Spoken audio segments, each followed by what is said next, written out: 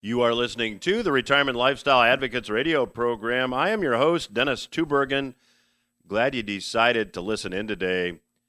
Joining me on today's program in segments 2 and 3 is returning guest Mr. Karl Denninger. Karl is a prolific commentator on all things political and economic. His website is market-ticker.org. I'm going to talk to Karl about the recent inaction by the Fed after their emergency meeting held last Monday, and I'm going to talk to him about ways to fix the federal budget deficit. And he's got some very interesting and, in my view, valid perspectives that we should be seriously considering. I do have a special report that I'm offering during the month of February. The special report is titled Stock Update, Is the Crash Here? If you'd like to get a copy of the report along with bonus information that we'll send you that I believe will be especially timely, all you need to do is visit the website, requestyourreport.com. The website, again, is requestyourreport.com. And when you visit the website, all you'll need to do is give me your name and the address that you'd like me to send the report as well as the bonus information to, and I'll be very glad to get you a box of resources that I think, again, you'll find very valuable in today's environment.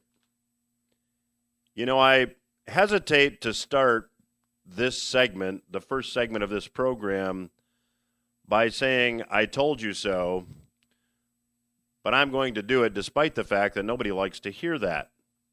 Now, here's what I'm talking about. In 2011, I wrote a book titled Economic Consequences. You can still find the book on Amazon if you're interested. Now, in the book, I forecast that the temporary program of quantitative easing implemented by the Fed would turn into permanent policy.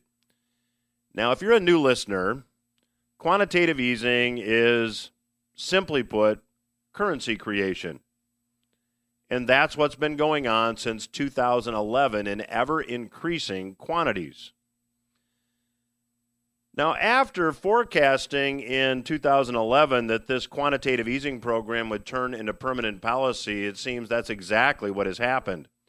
Here we are, 11 years later, and despite the Fed's recent talk to the contrary, it seems, at least from my perspective, that it will likely remain the policy until it fails, despite the fact that we all know inflation is now a reality.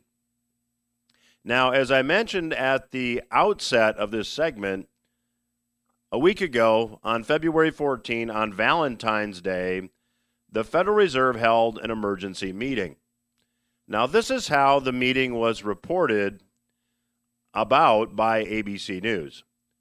A worsening inflation picture has touched off a range of opinions from the Federal Reserve's policymakers about just how fast they should raise interest rates beginning at their next meeting in March.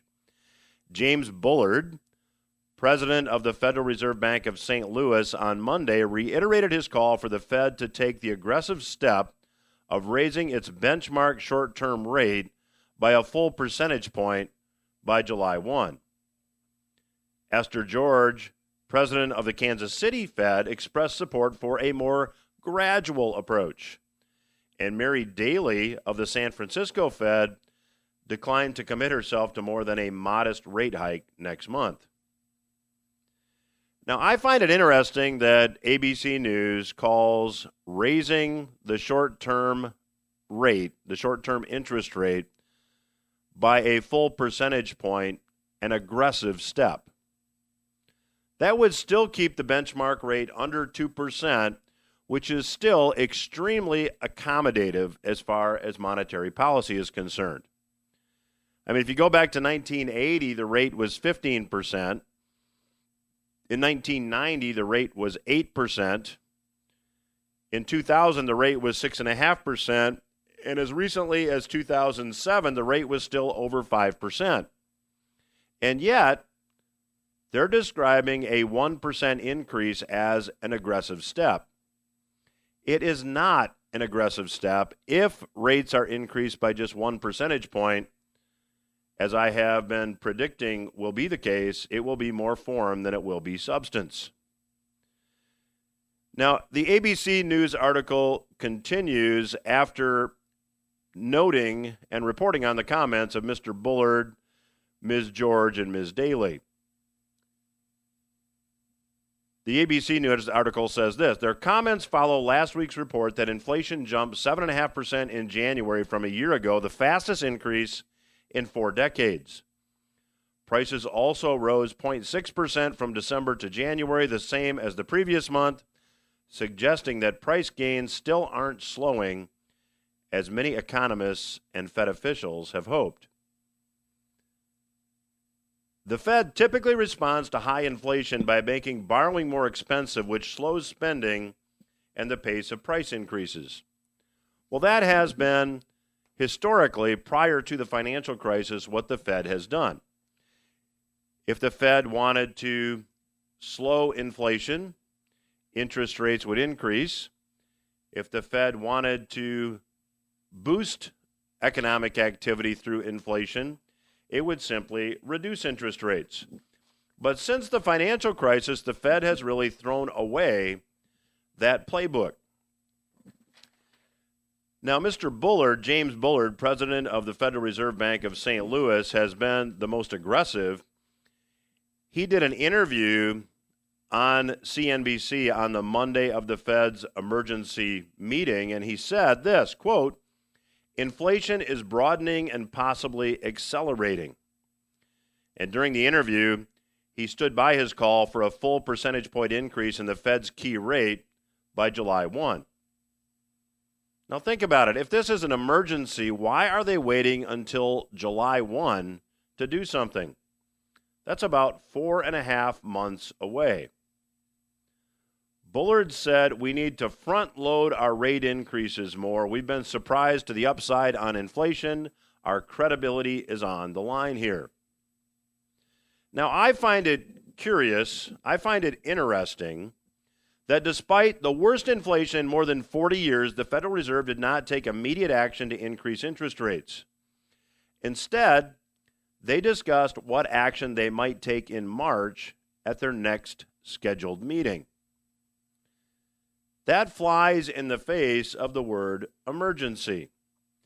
See, if you have an emergency, you take action to correct the emergency. You take action to try to make it better.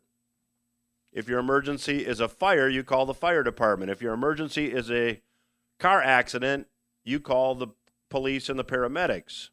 Yet, after this emergency meeting, the Fed took no action.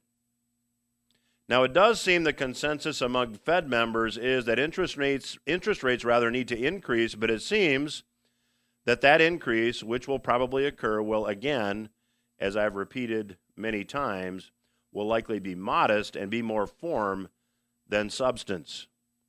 After all, in the context of where the Fed funds rate has been historically, an increase in that rate of 1% is very, very modest. Now, I'm going to talk to Karl Denninger about this in the next 2 segments, and I've talked about it on the program in the past. But the reality is it's going to be impossible for the Fed to cease currency creation and keep interest rates at these levels without the U.S. government operating with a balanced budget or at least a very, very significant reduction in deficit spending. I mean, the whole idea that China and Japan are ravenously purchasing U.S. government debt is no longer true. China and Japan own about $2.3 trillion in U.S. government debt, and the U.S. government has an operating deficit presently of $3 trillion. So the combined debt holdings of China and Japan would fund the U.S. operating deficit for just over 9 months. In fact, the total of U.S. debt held by the top 13 countries, that includes Singapore, India, Belgium, Hong Kong, Taiwan, France, Brazil, the Cayman Islands, Switzerland, Ireland, Luxembourg, and the United Kingdom, would not even fund the deficit at the current level for 2 years. Now, in the next segment, I'll talk a bit about how quantitative easing works, and I'll talk a bit about my forecast moving ahead, and I'll give you some perspectives on how high the Federal Reserve might need to raise interest rates to get inflation under control.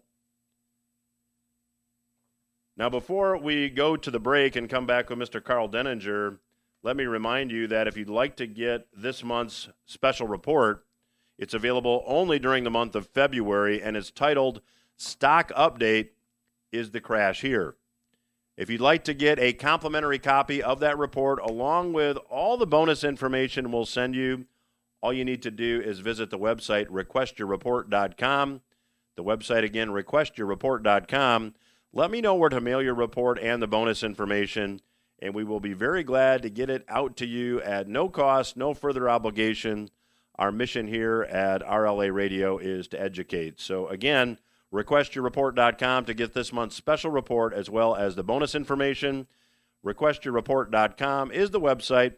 I'll be back after these words with Mr. Karl Denninger. Welcome back to RLA Radio. I'm your host, Dennis Tubbergen, and joining me once again on today's program is returning guest Karl Denninger. Karl is a prolific commentator on all things economic and political. I would encourage you to check out his work at market-ticker.org. That's market-ticker.org. And there is a second site there also. Click here for what the media does not want published. And I'd encourage you to check that out as well. Karl, welcome back to the program. Thank you for having me on. Well, Karl, let's talk a bit, as we're recording this on Thursday the 17th. The Federal Reserve called an emergency meeting on Monday, and after the emergency meeting concluded, it seems that nothing changed. What do you read into this?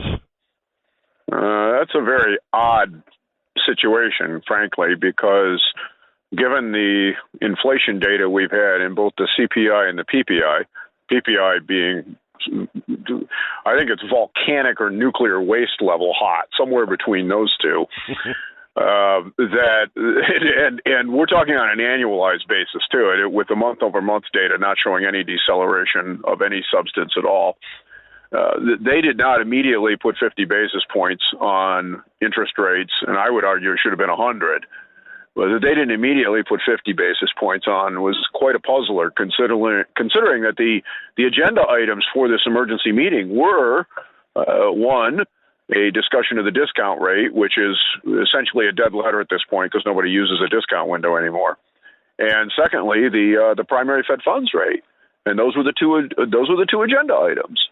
So I fully expected an emergency rate hike given the economic data, and of course we did not get it. So do you think the Fed is painted into a corner here that, they realize they need to raise rates significantly to get inflation under control, but that will lead to other bad things happening? I mean, I'm thinking back to 2018 when they got the rate, I think, up to 2.5 points, and markets hated it. I mean, is that what they're afraid of? Well, they're clearly afraid of that, but the problem they have and the challenge for the Federal Reserve at this point is that they've spent the last 20 plus years blowing a bubble, and they've been doing it by enabling ridiculously profligate spending by the Congress. People think the Federal Reserve is the bad guy here. It's not. They're accommodating congressional spending by doing this. That's all they're doing. And the problem with inflation is that you can control how much of it you have by the primary rate, which must always be positive because, as we all know, time has value. We all have a certain amount of time on this planet, and none of us normally know how much we have left. But there is no universe that you can contemplate in which time has negative value.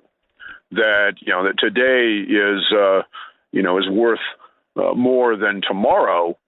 It's always the other way around. So simply because tomorrow is not assured, but today is. So the thing that I am stunned by is that they've maintained this fiction over the last 20 years and thought it would all end up only in stock prices and house prices, and only in assets. And that's a clever fiction that works only as long as you can offshore more stuff and put your pollution and your slave labor over somewhere else, and it doesn't come back and bite you. Well, we have done all of that. We've used up all of that slop in the economy, and so now from the PPI data, at least, what you're seeing is not goods cost push so much as coming from the labor side, and that is the sort of inflation that caused Volcker to stomp on the brakes in the early 1980s, and that's what they need to do here. And once again, the arrogance of the people in power that think they can control where it goes has been shown to be false. So, Karl, I've made the argument that for the U.S. government to continue to spend the way they do, the Fed has to continue quantitative easing. I mean, it's not a direct program, but the big banks buy government debt. The Fed buys the debt from the big banks, and I mean, this budget's got to get balanced or a lot closer to balance in order for the Fed to really do that. Is that how you see it? Well, the budget has to be balanced entirely, and in fact, it needs to run a surplus, a primary surplus, so that debt gets retired. The problem with where the Fed finds itself today is that the Treasury has been gaming this as well. You would think that with long-term rates at extremely low levels, I mean, when you can borrow money for 30 years at 3%, that is an extraordinarily cheap price. Okay, you would think that with the curve being as flat as it is on the longer end, in particular, that Treasury would have rolled all of their debt out to the 30-year T-bond.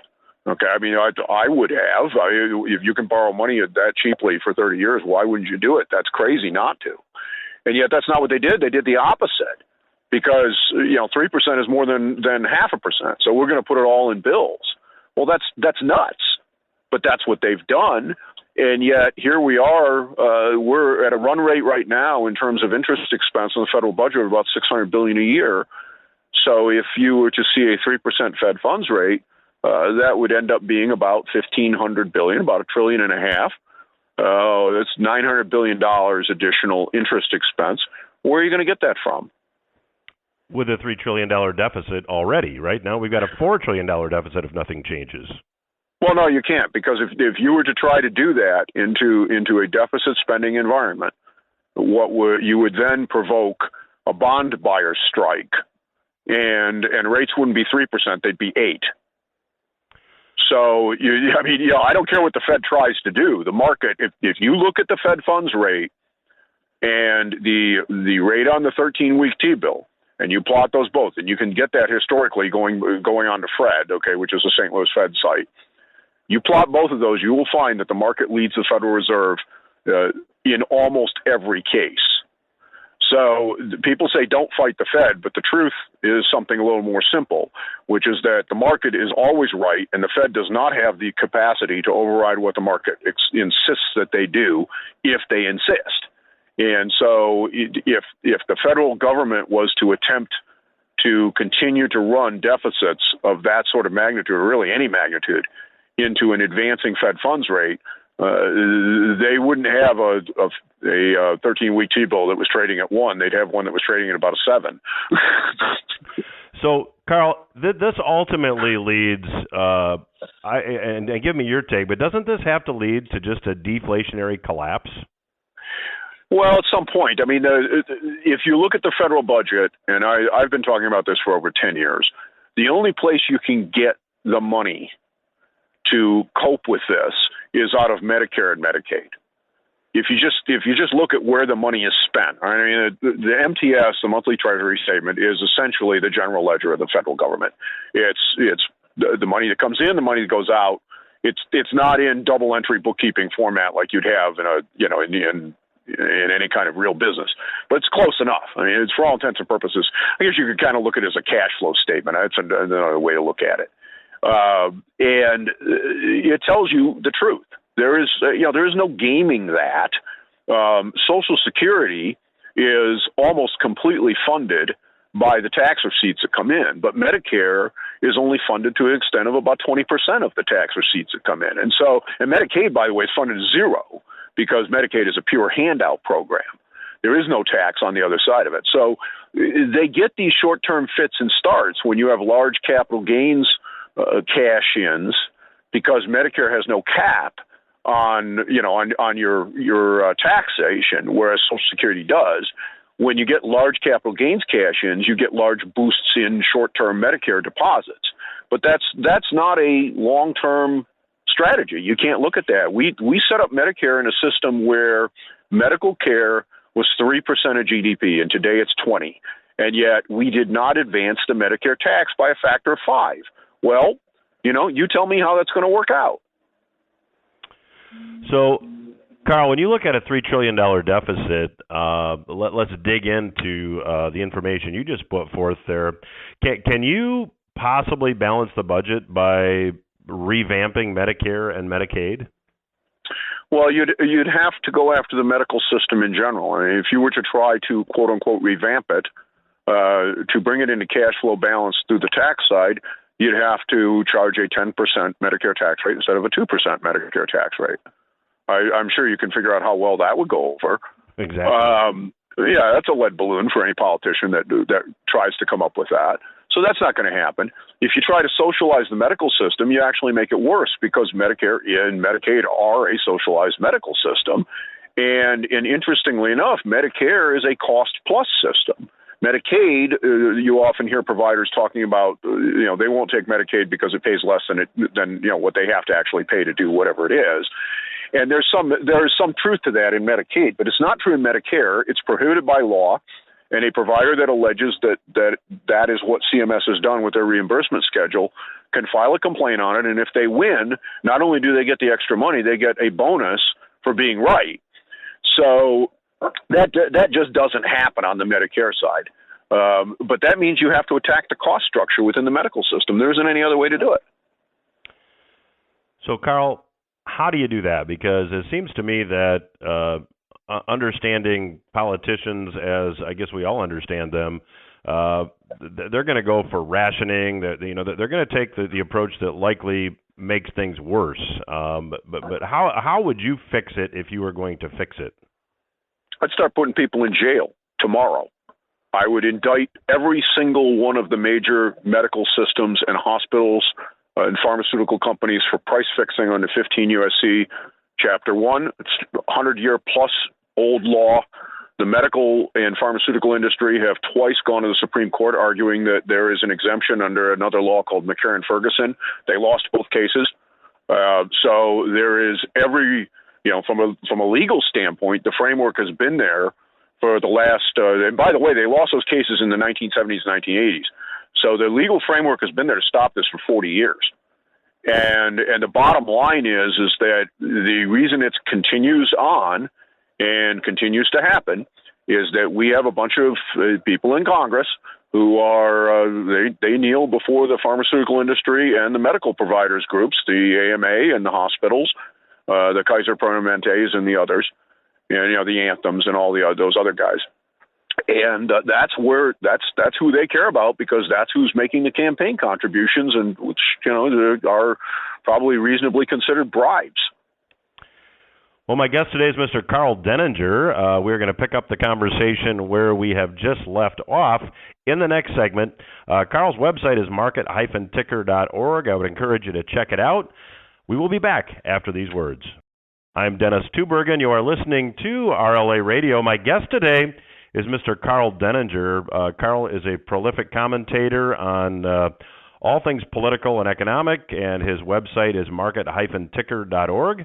That's market-ticker.org. And Karl, you have written some articles. In fact, on your website, I'd encourage the listeners to go check it out. On the right sidebar, you drew to my attention that there is an article titled "The Bill to Permanently Fix Healthcare for All." That's a very interesting title to all of us. So let's just talk through that. Just give the listeners, if you would, please, an overview of the article. Sure. Essentially, what it puts forward is that if we do not do this, the federal government is headed for a fiscal and monetary collapse. And that's something that I've talked about at great length for a long time.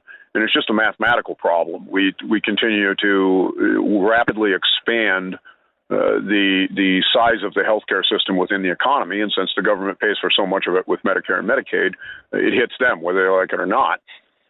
If you were to start out by simply enforcing 100-plus-year-old antitrust law, it says you may not collude, and if you do, you're going to go to prison. which is what the law provides. It's actually a criminal statute. You get 10 years in federal prison for it. And that has twice been to the Supreme Court and found to apply to medical providers and pharmaceutical companies. There was a case called Royal Drug, and then a second one in Maricopa County. And those two cases established that the defenses that the medical and pharmaceutical industry have tried to raise over the years are not valid.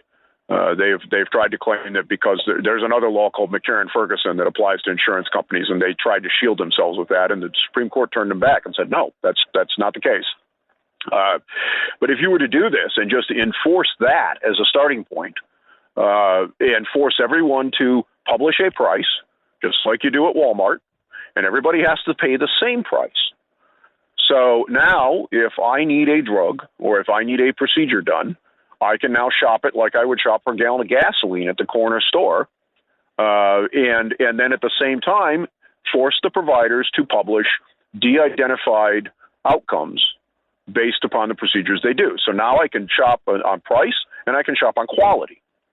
All right. So, of course, this does not apply if you get into a car accident and you're flat on your back and unable to, make a decision as to what you do. So there's protections within that bill that prevent you from getting hosed in that sort of a situation. Now, the argument that is often made is, what do you do about people that are uninsured? They have no money, they can't buy medical insurance. And that's simple. Today, the answer is, if you have no insurance and no money, and you show up with some kind of an emergent thing going on, they have to treat you. And so what they end up doing is hosing everybody else in order to cover this. Well, that drives up the price, and it ends up back in the government budget indirectly. So what this bill does it directly. If you do that, first off, you can only access this if you're a U.S. citizen. Why? Because U.S. citizens pay taxes. So what you end up with is a tax lien. But your billing has to be at the same price as anybody else. So the idea, what we have today is a system where you don't have insurance and you show up in the emergency room, you're going to get a bill for $50,000. And yet the insured person, their insurance company pays $3,000 for the same thing. Okay? That's nuts. And what this bill would do is stop that. What you'd end up with is a situation where the cost of medical care would collapse by about 80%. Now, along with this, there's going to be a lot of howling because, of course, where this money goes, it pays the salaries of people who don't actually do any taking care of patients. They do a lot of sitting around pushing paper and administering. And all of that margin would have to come out because you're not going to be able to do that. The guy down the street does not have 15 people doing billing and coding. He's got one person that is charging everybody the same price. Well, guess what happens to the 14 people in the other guy's office? Okay. I mean, it's, just economics comes into play and the problem pretty much corrects itself. But this is something that if it was to be implemented, I envisioned a phased response, because if you were to do this instantaneously on day one, of course, there would be a severe problem that would immediately occur. So you do this over the space of 12 months, but the posted pricing goes into effect on the day it's passed, and then you have a period of time where the market is able to adjust this stuff out, and that would get rid of Medicaid entirely, which would not only help the federal budget, it would help state budgets. That's a huge part of state spending as well. And the reason it would get rid of it is that if you needed medical care and you had no money, today you get that through Medicaid. In this case, you would not get it through Medicaid. It would become a tax lien against your person, and ultimately, when you die, your estate, if there's no money there, there's no money there. The government ends up eating it. Well, guess what? We end up eating it now. Okay, but if you get a job later, or you get Social Security, and you get retirement, or you get a windfall from an estate or something like that, then it's able to be recovered. So, Karl, I think there's a lot of listeners out there that are saying, wow, this makes a lot of sense, but I think there are also a number of listeners out there that maybe don't understand the wide disparity in costs as far as medical care and medical procedures are concerned, depending on who's paying. Can you talk a little bit about that? Well, sure. It's essentially the system that we have today works a lot like this. Let's say your car's out of gas, okay? Your low fuel light is on. You pull in the gas station. There's no price on the pump. You put the nozzle in and you put the gas in the car, and then after you put the gas in the car, the pump asks you who your car insurance company is. All right, are you State Farm? Are you Progressive? Are you Geico? Are you Allstate? Are you whatever? And after you tell them that, then they tell you how much the gas cost. I mean, you think about how insane that is, right? That's nobody a great would analogy. That is a great analogy. But absolutely nobody would put up with that. All right? I mean, that wouldn't last an hour, and somebody would firebomb the gas station. All right, because you know what? This guy paid $2.50 a gallon. This guy paid $8. All right, I mean, that's the kind of thing that goes on every day in the medical system, and yet you would never, ever put up with that in the grocery store or at the gas station. No way. And yet here we are. Okay, and it's all because we hide this from the average person. They may get an explanation of benefits that says, you know, after they get done with the doctor or the hospital or whatever, that says, you know, here's how much, you know, you have to pay. And there's these numbers that look absolutely phantasmagorial. Oh, well, you know, this was a $100,000 bill, but the negotiated price with your insurance company was $15,000. Okay, well, where do you think the other 85 grand went? It didn't disappear. Somebody got charged that $85,000. Somebody else paid the $85,000. And that it wasn't you this time doesn't mean it couldn't be you next time, right? Now, if you have no money, well, then who cares? But what if you do? You get driven into bankruptcy. They come after everything you've got. You know, you lose your house. I mean, you look at the statistics. Something like 3/4 of all the bankruptcies in the United States today are driven by medical debt. That's amazing. Karl, I want to go back to something you said, because I think it was in the first segment you said that healthcare spending as a percentage of GDP was 3%. It's now about 20%. And I don't recall the exact time frame of this article. It's been a while since I've read it, but there was some research done that the number of healthcare providers per capita in the United States really hasn't increased. I mean, there's a doctor for every X number of citizens, but when you look at the administrative support people in the medical field, that's grown like by 9-fold over that same time frame. So it just seems to me that when you look at this, the big increase in medical spending is not really at the care level. It's not at the I'm going to see the doc and that's costing more. It's like we've got to pay for all this administration. Well, that's a big part of it. Yeah, it's one of the things that I have pointed out to people is that we haven't added any doctors or nurses on a per capita basis, but we've added almost 10 times the number of administrators. And of course, they never actually treat a single person. Okay, they contribute absolutely nothing to the quality of the care that you get at the doctor's office. All they're doing is pushing paper around in exchange for collecting the money.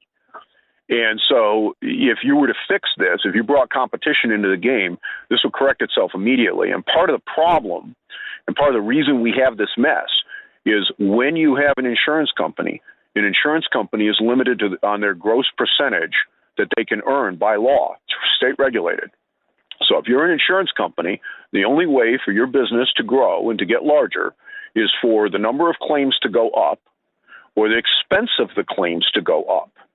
You can't grow your business by becoming more efficient and being cheaper. That actually hurts you because the rate regulators will turn around and say, well, you got to refund that money back to the policyholders. It's not your money. You can't keep it.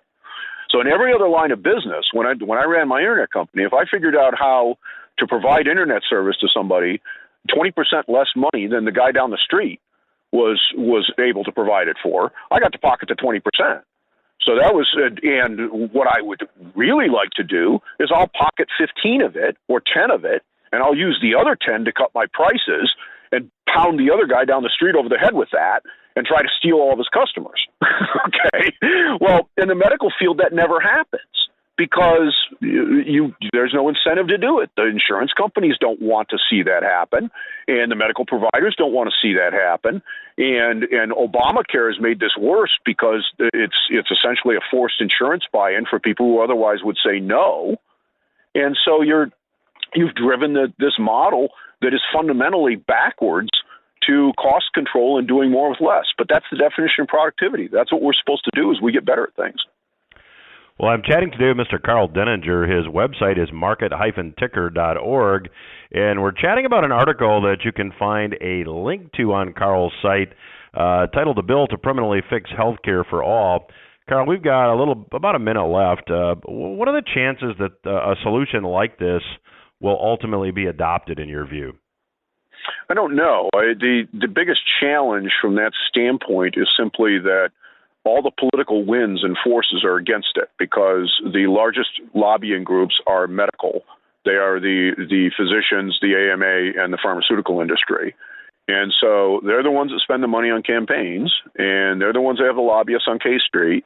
And of course, they're the ones that would have to fire all those administrators if this was to take place. So I don't see, short of a populist uprising and people demanding that this happen, what will force it is when the federal government runs into the inability to continually run deficits without interest rates skyrocketing, and then they just simply can't pay the check anymore. And the choice is going to be between this and $20 for a pound of hamburger, at which point people start to starve. Well, and we may be getting close to that point. So my guest today has been Mr. Karl Denninger. The website's market-ticker.org. Karl happens to be on vacation, but was gracious enough to take time out of his schedule to chat with our listening audience this week. So, Karl, thank you, and love to have you back down the road. Thank you much. Anytime. We will return after these words. This is RLA Radio. I'm your host, Dennis Tubbergen. Glad you're listening in today, and thanks again to Mr. Karl Denninger for joining us on today's program. If you've been with us for the entire program today, you know that in the first segment of today's program, I shared with you my view that it's going to be impossible for the Fed to cease currency creation and raise interest rates without the U.S. government operating with a balanced budget or at least a significant reduction in deficit spending. Karl Denninger in the last segment expanded on that as well. Now, in the first segment, I pointed out that China and Japan, two traditional purchasers of U.S. Treasuries, are no longer buying U.S. Treasuries. They total $2.3 trillion in debt owned between the two countries. The U.S. government currently has an operating deficit of $3 trillion, so the combined holdings of China and Japan will fund the U.S. operating deficit for just over 9 months. Now, it's this basic math exercise that has me concluding the Fed won't be able to make monetary policy changes that are necessary to get inflation under control until the budget deficit is addressed. Now, let me dig into this point just briefly. The Fed does not buy U.S. government debt directly. The Fed doesn't create currency and then give it to the government to operate. The big banks buy the U.S. government debt, and then the Fed buys the debt from the big banks using newly created currency. That's essentially how quantitative easing works. Now, if we go back and take a look at where interest rates may need to be to get inflation under control, let me give you my take. Now, if we look at the official inflation rate presently, if we take the non-seasonally adjusted rate as of January, it is 7.84%. Now, the yield on the 10-year U.S. Treasury is now just over 2%. So roughly speaking, if the inflation rate's around 8% officially, and the U.S. Treasury is yielding, 10-year U.S. Treasury is yielding 2%, that means that an investor in a 10-year U.S. Treasury note experiences a real interest rate that's almost 6% negative. 8% inflation minus a 2% interest rate, that's a 6% negative return in real terms. Now, let me complicate that math by talking about the fact that the real inflation rate, if you calculate the inflation rate the way they did in 1980, we have a real inflation rate of around 16%. Now, in the early 1980s, when inflation was at this level, interest rates had to be increased to 20% to get inflation under control. If interest rates are 20% and inflation is 16%, you now have real interest rates that are positive. That's what we need to see to get inflation under control, in my view. We need positive interest rates on a real basis. Now, if you take a look at where we find ourselves presently and what the Fed is talking about, with the real inflation rate at 16%, if you raise interest rates by 1 or 2%, it really doesn't make much of an impact on inflation. However, it will probably make a pretty big impact on financial markets. We only need to look back to calendar year 2018 when the Fed increased interest rates to a little over 2% and financial markets reacted very negatively. It's my view that they will react similarly again. In fact, we may be seeing the beginning of that now. And if you're just joining me, I am offering a February special report titled Stock Update Is the Crash Here?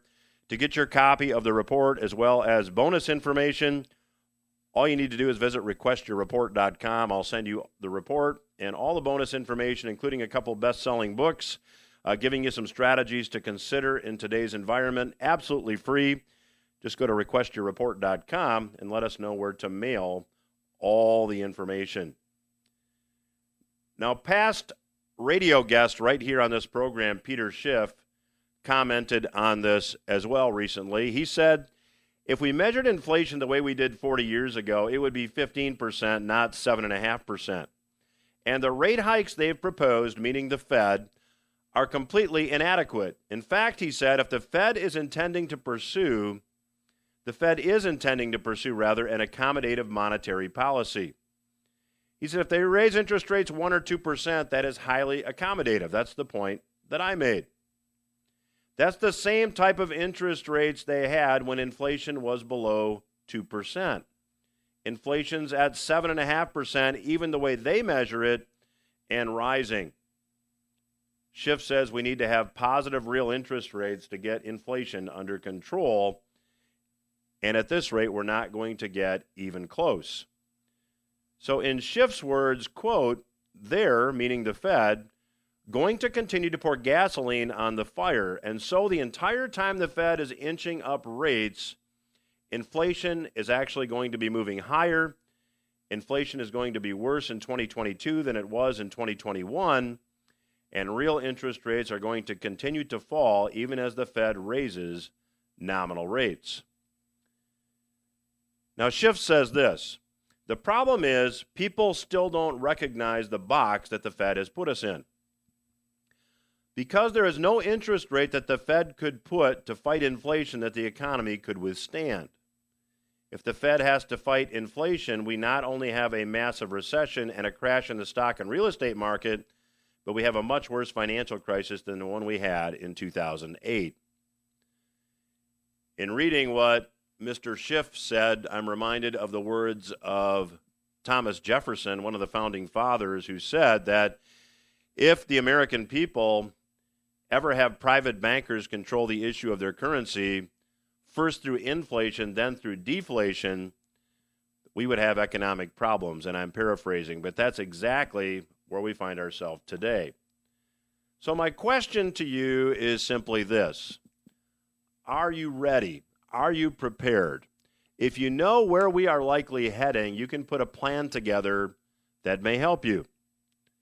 And to that end, I'm offering free resources to all the listeners this week, including the February special report titled Stock Update Is the Crash Here? All you need to do to request the report and get all the bonus information that comes with it, including a couple books that will outline strategies for the current environment. All you need to do is visit requestyourreport.com, and I'll be very glad to get all the information out to you free of charge. Requestyourreport.com is the website. That's my program for this week. Hope you got something you can use. I'll be back again next week.